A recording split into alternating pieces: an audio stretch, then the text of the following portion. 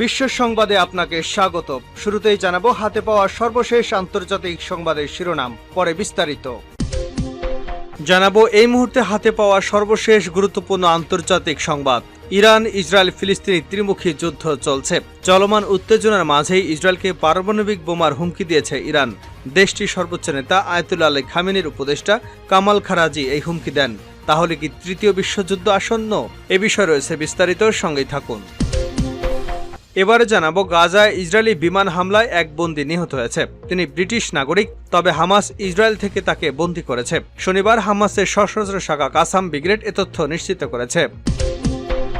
জানাবো, আমেরিকা ইসরায়েলের পর ভারতীয় শত্রু দেশে হামলা চালাতে পারে বললেন অমিত শাহ। এদিকে উত্তাল পাক অধিকৃত কাশ্মীর, পুলিশ কর্মকর্তা নিহত। পাকিস্তান অধিকৃত কাশ্মীরে ব্যাপক সংঘর্ষ দেখা দিয়েছে, তবে স্থানীয়দের বিক্ষোভ দমাতে পুলিশের ব্যাপক ধরপাকড় শুরু হয়েছে। জানিয়ে দেব, জাতিসংঘের মহাসচিব অ্যান্টনিও গুতেরেস গাজায় ইসরায়েল হামাস যুদ্ধ অবিলম্বে বন্ধের আহ্বান জানিয়েছেন। এবং সর্বশেষ জানাবো, ইন্দোনেশিয়ায় আকস্মিক বন্যায় নিহত 28, বহু মানুষ নিখোঁজ। ইন্দোনেশিয়ার পশ্চিম সুমাত্রা প্রদেশে প্রবল বৃষ্টির কারণে সৃষ্ট বন্যা ও ভূমিধসে অন্তত 28 জন নিহত হয়েছেন। নিখোঁজ হয়েছেন বেশ কয়েকজন। এতক্ষণ শিরোনাম শুনছিলেন, এবার বিস্তারিত। প্রিয় দর্শক, আপনি যদি এই চ্যানেলে নতুন হয়ে থাকেন, ভিডিওটি দেখতে দেখতে চ্যানেলটি সাবস্ক্রাইব করে আমাদের সঙ্গেই থাকুন। আর এই ভিডিও সম্পর্কে আপনি আপনার মূল্যবান মতামতটি কমেন্ট বক্সে জানিয়ে দিন। আর হ্যাঁ প্রিয় দর্শক, জানিয়ে দিন ভিডিওটি কোথা থেকে দেখছেন। উত্তেজনার মধ্যে ইসরায়েলকে কড়া সতর্ক করল ইরান। চলমান উত্তেজনার মধ্যেই পারমাণবিক ইস্যুতে ইসরায়েলকে সতর্ক বার্তা দিয়েছে ইরান। দেশটির সর্বোচ্চ ধর্মীয় নেতা আয়াতুল্লাহ আলী খামেনির উপদেষ্টা কামাল খারাজি বলেছেন, ইসরায়েল আমাদের অস্তিত্বের জন্য হুমকির কারণ হলে আমাদের পিছুপা হবার কোনো সুযোগ নেই। খবর এনডিটিভির। খবরে বলা হয়েছে, গোপন পারমাণবিক অস্ত্র তৈরি করেছে ইরান।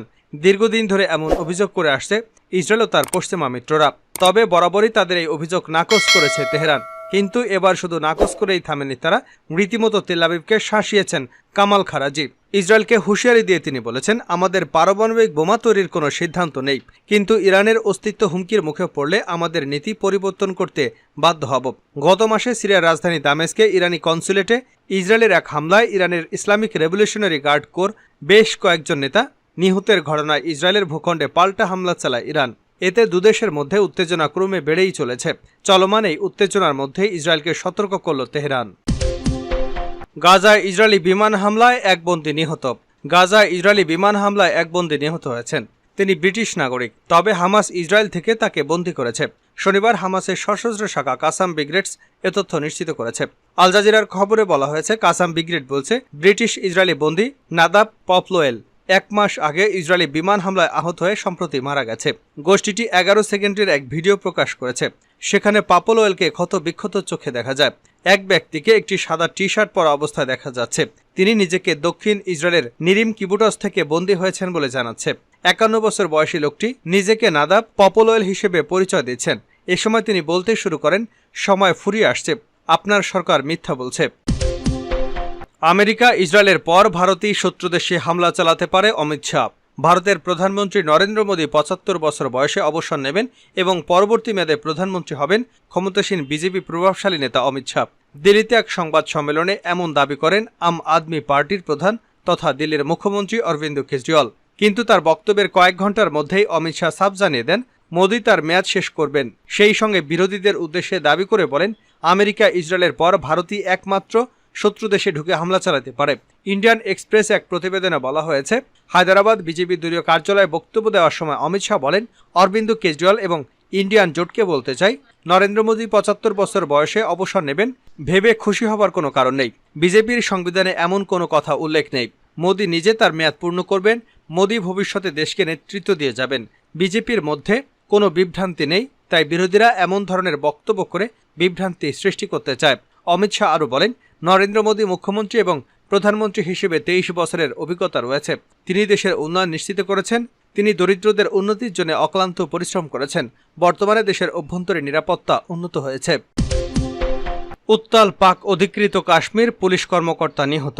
পাকিস্তান অধিকৃত কাশ্মীরে ব্যাপক সংঘর্ষ দেখা দিয়েছে। তবে স্থানীয়দের বিক্ষোভ দমাতে ব্যাপক ধরপাকড় শুরু করেছে সেখানকার কর্তৃপক্ষ। ভারতীয় সংবাদ মাধ্যম এনডিটিভির প্রতিবেদনে বলা হয়েছে, গতকাল শনিবার সংঘর্ষে একজন পুলিশ কর্মকর্তা নিহত হয়েছেন। আহত হয়েছেন আরও অন্তত 90 জন। খবরে বলা হয়েছে, মুদ্রাস্ফীতি, উচ্চমূল্যের কর, বিদ্যুতের ঘাটতির বিরুদ্ধে স্থানীয়রা বিক্ষোভে নামেন। সেই সঙ্গে কাশ্মীরের মুক্তির জন্যও তারা দাবি জানান। বিক্ষোভকারীরা আজাদি বলে স্লোগান দিতে থাকে। মুজাফফরবাদ সহ অন্যান্য জেলায় পুলিশ ও নিরাপত্তা সংস্থার কর্মীদের সঙ্গে বিক্ষোভকারীদের সংঘর্ষ হয়। জম্মু কাশ্মীর জয়েন্ট আওয়ামী অ্যাকশন কমিটির আহ্বানে এই বিক্ষোভ ছড়িয়ে পড়েছে। এ কমিটি গত শুক্রবার ধর্মঘটের ডাক দিলে তাদের কয়েকজন নেতা এবং সদস্যদের গ্রেপ্তার করা হয়। কাশ্মীর জয়েন্ট আওয়ামী অ্যাকশন কমিটির সদস্য এবং ট্রেডার্স অ্যাসোসিয়েশন মুজাফফরবাদের চেয়ারম্যান শওকত নওয়াজ মীর বলেন, পুলিশি নৃশংসতার বিরুদ্ধে কাশ্মীর এবং বিশেষ করে মুজাফফরবাদে আমাদের শান্তিপূর্ণ বিক্ষোভের ডাক দেওয়া হয়েছে। আমি সবাইকে আজ বিক্ষোভের জন্য আসতে বলেছি, যেন তারা তাদের অধিকারের জন্য লড়ে। গত বছরের অগাস্টেও এই কমিটি একই ধরনের বিক্ষোভে ডাক দিয়েছিল। অবিলম্বে গাজা যুদ্ধ বন্ধের আহ্বান জাতিসংঘের মহাসচিবের। জাতিসংঘের মহাসচিব অ্যান্তোনিও গুতেরেস গাজায় ইসরায়েল হামাস যুদ্ধ বন্ধের আহ্বান জানিয়েছেন। রোববার তিনি এই আহ্বান জানান। এ সময় তিনি জিম্মিদের মুক্তি এবং অবরুদ্ধ ফিলিস্তিনি ভূখণ্ডে মানবিক সাহায্যের আহ্বান জানান। গুতেরেস বলেন, আমি আমার আহ্বানের পুনরাবৃত্তি করছি। অবিলম্বে মানবিক যুদ্ধবিরতি, সমস্ত জিম্মিদের নিঃশর্ত মুক্তি এবং মানবিক সহায়তায় অবিলম্বে বৃদ্ধির জন্য বিশ্বের প্রতি আহ্বান। কুয়েতে একটি আন্তর্জাতিক দাতা সম্মেলনের ভিডিও ভাষণে গুতেরেস এসব কথা বলেন। রোববারও গাজায় ইসরায়েলি হামলা অব্যাহত ছিল। গুতেরেস বলেন, গাজার যুদ্ধ ভয়ঙ্কর মানবিক দুর্যোগ, আত্মঘাতী ধ্বংসাত্মক জীবন, পরিবারগুলোকে ছিন্ন ভিন্ন করে এবং বিপুল সংখ্যক মানুষকে গৃহহীন, ক্ষুধার্ত করে তুলেছে। ইন্টারন্যাশনাল ইসলামিক চ্যারিটেবল অর্গানাইজেশন এবং জাতিসংঘের মানবিক সমন্বয় সংস্থা OCHA আয়োজিত কুয়েতের সম্মেলনের উদ্বোধনী অনুষ্ঠানে জাতিসংঘ মহাসচিব এসব কথা বলেন। এদিকে জাতিসংঘের সাধারণ পরিষদে ফিলিস্তিনিদের পূর্ণ সদস্য পদের প্রস্তাব ব্যাপকভাবে সমর্থন নিয়ে পাশ হয়েছে। 143টি দেশ প্রস্তাবটির পক্ষে ভোট দিয়েছে। আর্জেন্টিনা সহ 9টি দেশ বিপক্ষে ভোট প্রদান করেন। 25টি দেশ ভোট দেওয়া থেকে বিরত ছিল।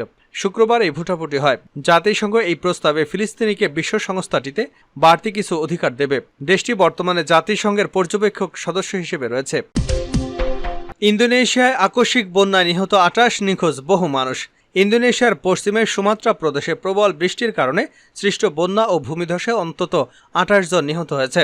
নিখোঁজ রয়েছে আরও কয়েকজন। রোববার এক বিবৃতিতে দেশটির জাতীয় দুর্যোগ ব্যবস্থাপনা সংস্থা এ তথ্য জানায়। কাতারের সংবাদ মাধ্যম আল জাজিরা জানিয়েছে, নিখোঁজদের খোঁজে দুর্যোগ ব্যবস্থাপনা সংস্থা উদ্ধার অভিযান চালাচ্ছে। খবরে বলা হয়েছে, ভারী বৃষ্টির ফলে মাউন্ট মারাপি থেকে আকস্মিক বন্যা ও ঠান্ডা লাভা প্রবাহ শুরু হয়। এতে পশ্চিম সুমাত্রায় বিপর্যয় দেখা দিয়েছে। উদ্ধারকারী কর্মকর্তারা বলছেন, পশ্চিম ইন্দোনেশিয়ায় আগ্নেয়গিরির আঘাতে আকস্মিক বন্যা ও ঠান্ডা লাভা প্রবাহ শুরু হয়েছে। এই ঘটনায় এখন পর্যন্ত বেশ কয়েকটি শিশুসহ অন্তত 28 জন নিহত হয়েছেন। নিখোঁজ হয়েছেন অনেকেই। রোববার এক বিবৃতিতে বাসারনাশ অনুসন্ধান এবং উদ্ধারকারী সংস্থা জানিয়েছে, কয়েক ঘন্টার প্রবল বৃষ্টির পর শনিবার রাত আনুমানিক 10:30টার দিকে পশ্চিম সুমাত্রা প্রদেশের আগাম এবং তানাদাতার জেলায় বন্যার সৃষ্টি হয়। এ সময় মাউন্ট মারাপি থেকে ঠান্ডা লাভা প্রবাহ শুরু হয়। ঠান্ডা লাভায় অন্তত 5টি উপজেলায় প্লাবিত হয়েছে। এছাড়া অন্তত 48টি আবাসন এবং 16টি সেতু ক্ষতিগ্রস্ত হয়েছে।